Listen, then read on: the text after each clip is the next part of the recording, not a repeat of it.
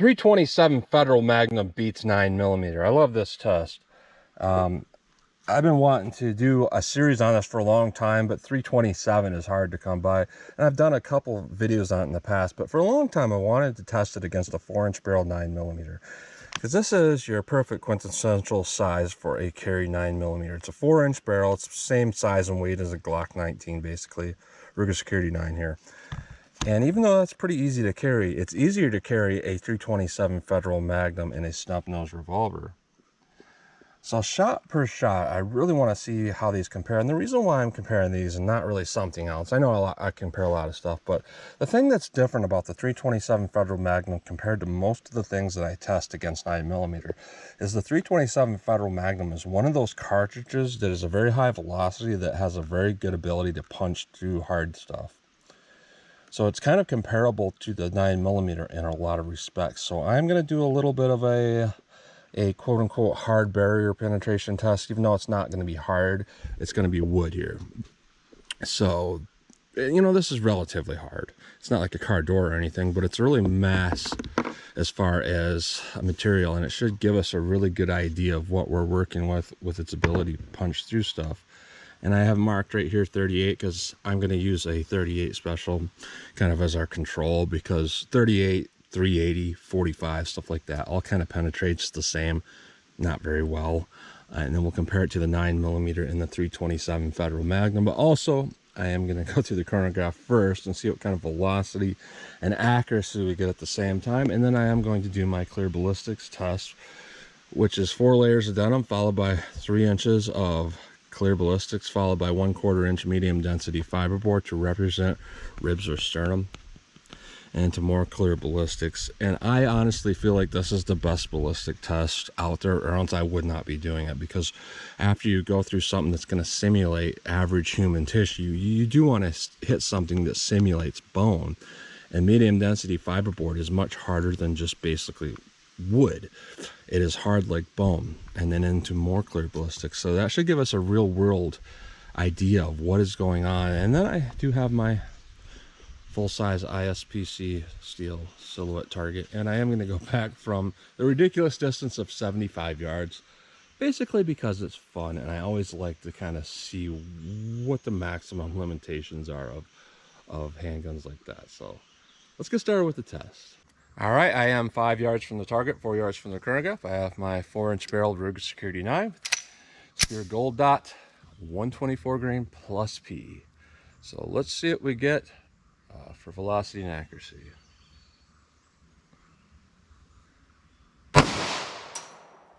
$11.78, $11.68, $11.74, $11.63, $11.59. Pretty consistent. Let's see how the 327 compares. Next up, we have our 327 Federal Magnum. Let's see what this does. 100 grain gold dot.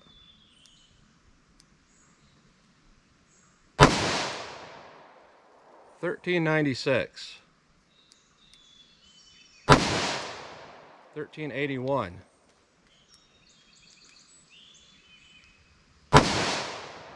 $14.13.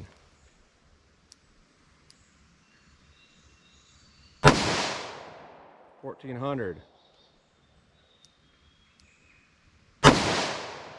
$13.90. So really good velocity. Now, what I really like about the 327 Federal Magnum is it has power that rivals the 357, but significantly less recoil, felt recoil. It's a little more than that 9mm and that 4-inch barrel, but not really significantly more.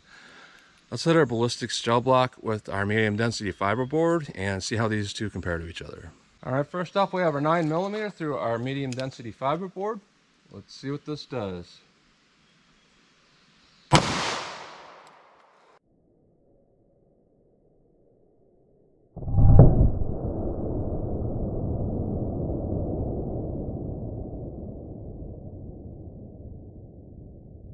All right.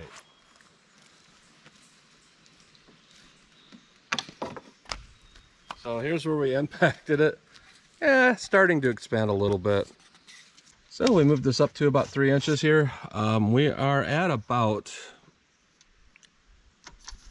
16.5. Now I will always add about 2 inches for this medium density fiberboard, which would mean about 18.5 without it.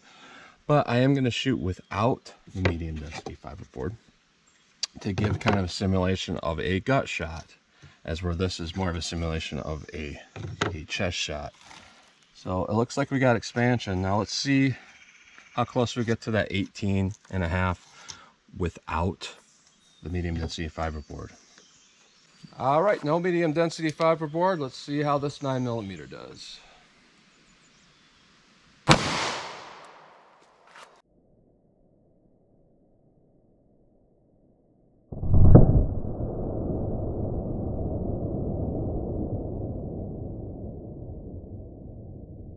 And yeah, that's about right.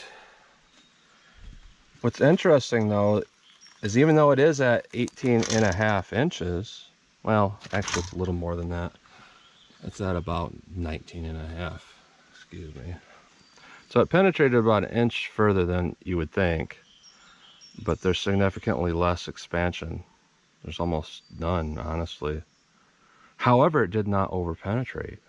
We're only looking at 19.5 inches, so that might be, you know, technically over penetration, but it's honestly not that bad from this 4-inch barrel to not really over penetrate. So let's see how the 327 compares. All right, 327 Federal Magnum through our medium density fiberboard. Let's see what we get.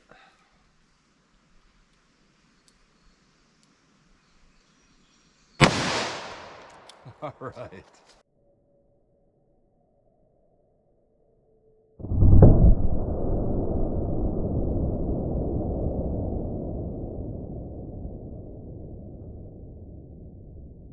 All right, let's line this up. That's interesting. It did pull a big chunk of this fiberboard through here. Yeah, I think it was this here.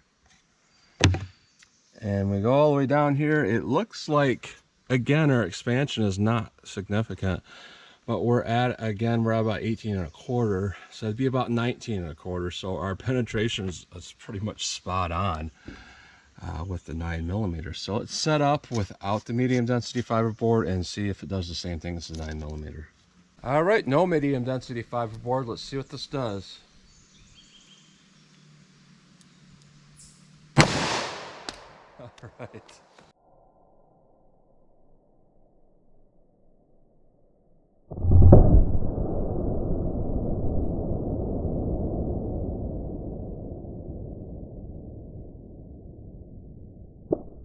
And that's interesting because that is a completely different result. That is a completely different result. It actually penetrated less without it, without the MDF. We're looking at 18 inches even, period. As where this is 18.25, that's like 20.25. And we have more expansion without the MDF. So take a look at this block, you know. I want to mention something too. I always get accused of shooting through the same bullet paths. You know, they're not touching, but when you look to the side, they look like they are, but they are not. But what we're seeing here, if we really take a look at this, this is interesting. And the 9mm was the opposite in a sense, because the 9mm actually expanded with the MDF really well, but did not with the without it, and it came out here. As where our 327 is a little bit different here, because our 327 seemed to have expanded better without the MDF. But when I actually pull this back right here and look where it went through the MDF, it looks like the 327 also expanded okay through the MDF. And from what I can tell, it looks actually more consistent expansion than the 9mm. So that's definitely a kind of a win for that 327. I'm impressed with that. That's interesting. Now let's hit our wood block and just kind of see how these two compare to each other, compared to the 38 Special I'm going to use. All right, I'm going to hit our wood block. We have 6 of these. 6 2x4s. 7 if you count the one behind it that arm is made out of. So I'm going to shoot 38 special, and what I have in here is the 130 grain PDX1, 130 grain plus P.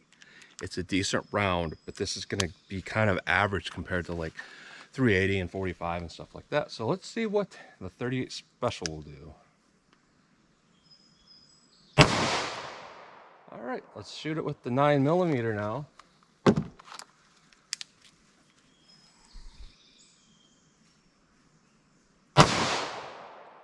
All right, I'm going to shoot it with the 327. 327 Federal Magnum.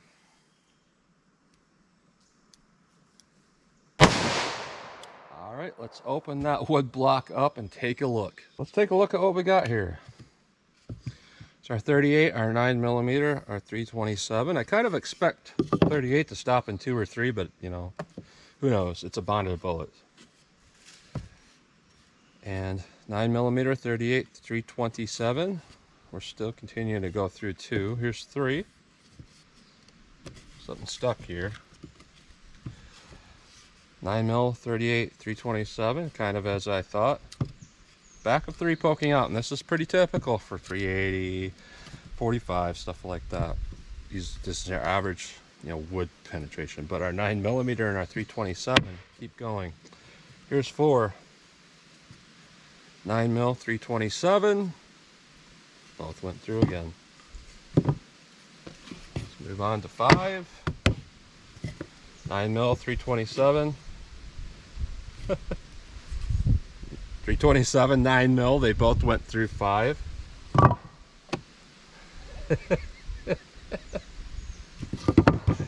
6, they both went through 6. I gotta show something here. This is hilarious. But yeah, here's our 9mm stuck in this backstop here. Our 327 is not stuck in it. I mean, it is, but let me try to put this over here so we can see this. If you can kind of see this. I don't think you're going to really be able to see it, but right here is cracked out the back where the 327 hit the 7th 2x4 and almost passed through the 7th 2x4. It's cracked. So that's in there, and the nose of that's going to be, you know, coming right out. So the base of that bullet's like, you know, 2/3 of the way in there. That's where our 9mm, it's stuck just in the surface here. So that's a ton of penetration for both of them. So that's unheard of. You know, even a 44 mag does not penetrate this deep in wood like that. So that's awesome. So what that's going to tell you is both of these are going to punch through something like a car door or windshield, stuff like that. And I know that wood is softer than metal, but generally what you see in this type of test mirrors what you're going to see in something a little bit harder. Very interesting. Now let's shoot these from 75 yards. I love doing that test. It's not practical at all. I mean, maybe in some small circumstances, but it sure is fun. So let's try that. All right, there's our steel silhouette at 75 yards. Looks like I only have about 5 rounds of these 9mm left, but the 327 I have more than that, which is okay because I'm probably going to need them with such a short barrel. But let's see if I can hit that plate with the Security 9. I don't think I've shot this at this distance before, so I don't know if I can hit it with these gold dots. So let's see what I can do. Ooh, a little bit off. Looks like it's hitting a little low. I'm going to aim a little bit high and left.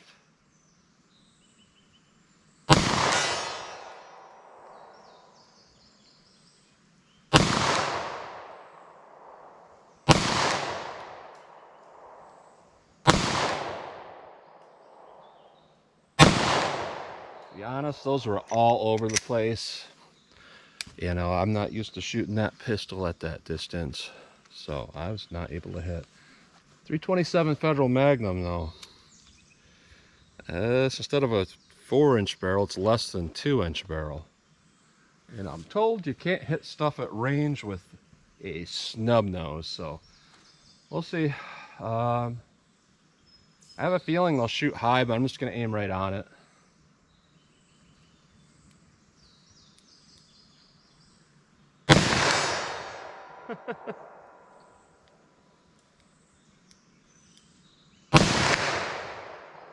Missed, but that hit hard.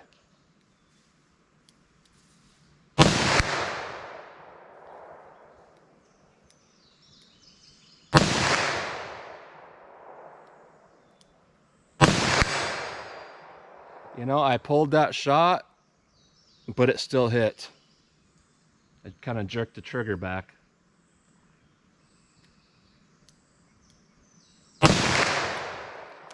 So this also is a challenge.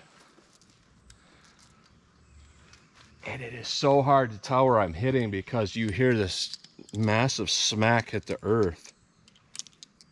And I'm not even really sure where they're hitting. So I got 6 shots left. So let me focus a little bit more. And aim just kind of a little bit low, I'm going to aim.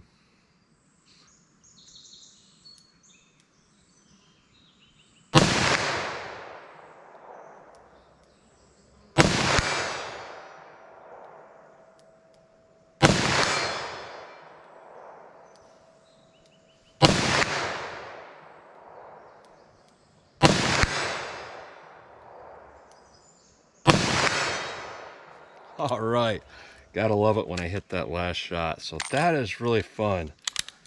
And what we're seeing here is 327. Does it rival 9mm? Not only does it rival it, it's beating it. I'm not even gonna save that breath. It's hard to reload 327. So very impressive. And you know, I'm very confident in this gun as my carry gun.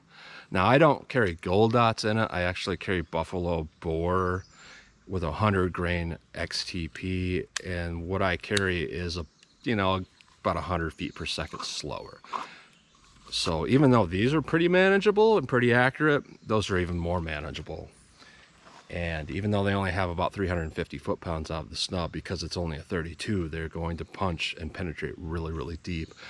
Very shootable overall, so very comparable here, but better, I should say. But a lot of the argument for this type of stuff is people are saying, whoa, you only got 6 rounds. I've heard this comment. You've got 6 rounds.